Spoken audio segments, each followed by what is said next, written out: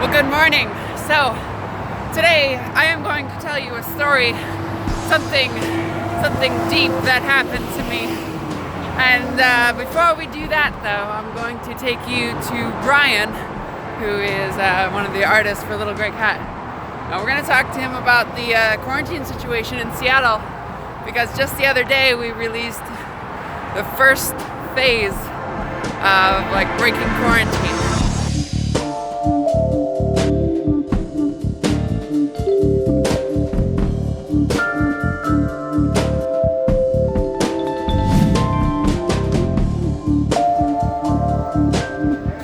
Well, good morning. How are you? I'm good. How are you? I'm very good. Brian! Good morning, people. I don't know if you saw, but yesterday, the state of Washington, Governor Inslee, announced that we are in phase 1 of breaking quarantine. Okay. Do you know what that means? What does that mean to you? To me, that really doesn't mean anything personally, but I know what that means for my colleagues here in Seattle, which is, yay, we can go outside and do stuff. Yay! But for me, I'm like on a daily basis, I'm out doing stuff for the people, just being here. Yeah, Yeah. totally.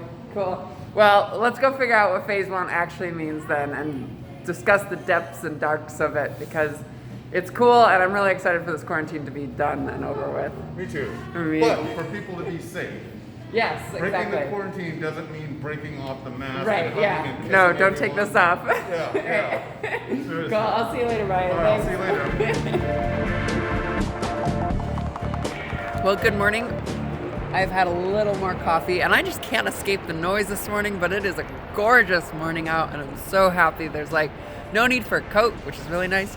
But I wanted to talk to Brian this morning. I hadn't seen him in a while, and I wanted to get his thoughts on phase 1 of this whole 3-step plan that Governor Inslee announced just yesterday.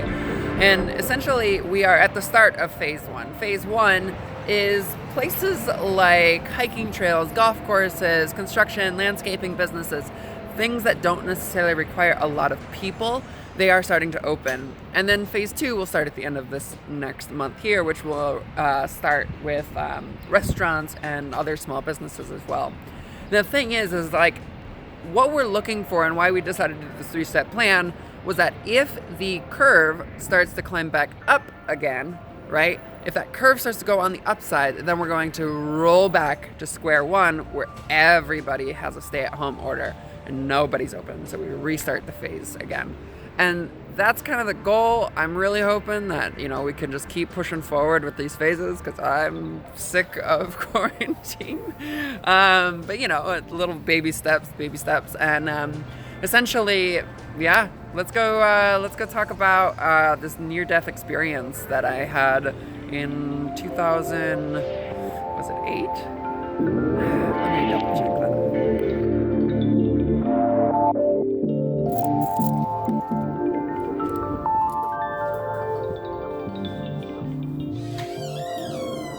So I was 13 years old, which means that in 2005 was when I got in a car accident that nearly took my life. So here's what you gotta know. We were traveling northbound on this highway called 23. And right here is an overpass. The overpass is called Hill Road. Now, Hill Road is the first overpass that you get to after you leave the dump. Now, what happens at the dump?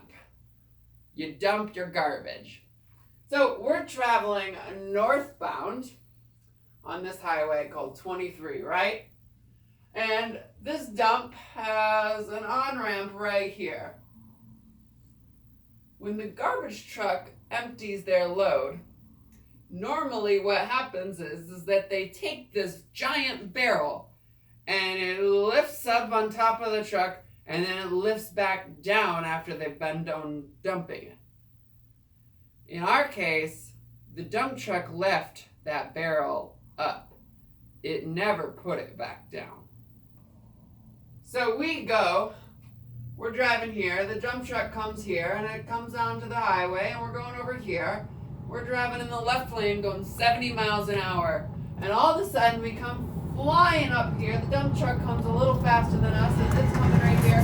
BAM! That garbage truck hit the overpass. The barrel of the entire garbage truck came flying back at us. It ripped a huge gash in the side of the car. The windshield came crashing in on us.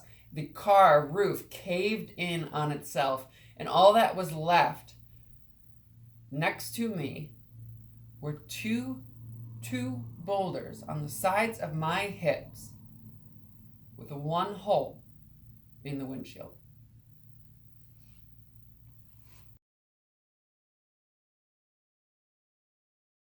Now, to make this even clearer, I want to show you what flew back at us. When that garbage truck unloads, this giant barrel right here lifts up and sits on top of the garbage truck, lifts its load, and then dumps all the garbage out. It brings it back down, and it's supposed to knock that thing on the back of it again. This part, this big barrel, was left on top. And when that overpass came by, when Hill Road came by, it struck. This part of the barrel struck the top of that overpass. When that happened, this part flew off of the truck. And then remember, we were going 70 miles an hour. And my dad had to swerve the car to avoid this and ignore the chunks of bridge raining down on us. Now, thankfully, he was able to avoid this 2-ton barrel of steel coming back at us. Otherwise, that would have been a totally different accident.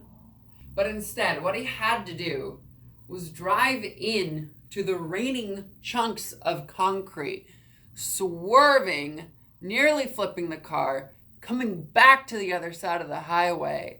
And when we pulled off to the side, there was glass all in my eyes, scars all over my face from the glass. And that 2 chunks of concrete right here, they were here. I want to reiterate this point because something between the moment of impact on that windshield and the 2 feet from the windshield to my chest split that rock in 2.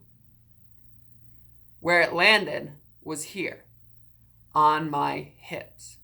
I had 2 bruises on my hips. That's it. Glass in my eyes and 2 bruises where the chunks of concrete slid past and landed into the seat next to me. Now, when we pulled off to the side of the road, the garbage truck, and you may have heard me say dump truck, was in front of us. And I just remember how massive it looked. It was empty. It looked like a dump truck because the back was missing. There was a man that came over to our car, opened the door, got me out of the car, made sure I was okay. I was hyperventilating, I was panicking, I was in severe distress, obviously. And he took the 2 chunks of concrete and put them on the side of the road. The ambulance came, I went to the hospital, I was able to get the glass flushed out of my eyes. It caused some nearsightedness, which is why I wear glasses today. And after that, essentially, we went back to the house, slept well, or as best as we could, thought about our lives and what they meant.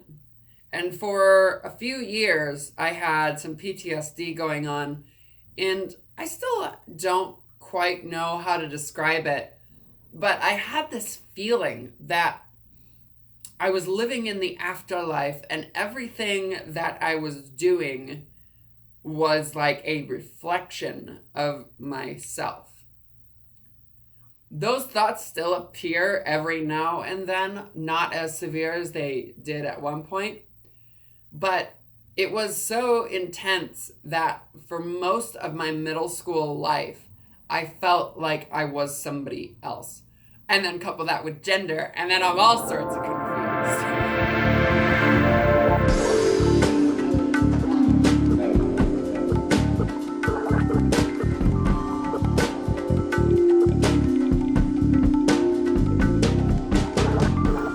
So near-death experiences don't happen often, like ever. After mine, I wish I would have gone and seen a therapist, because those thoughts that I was experiencing about like living outside of my body, nobody could help me with in my immediate support group. I never did see a therapist, and for years I carried those thoughts with me. Every time I was with a friend, I always felt like I wasn't present with them. I was always like watching myself in third person. These kind of thoughts are not natural, and I think they shaped quite a bit of my childhood growing up. I never really connected with anybody close because I would go home afterwards and think about whether or not that experience actually happened, or was I viewing this from an alternate universe, or perhaps the afterlife.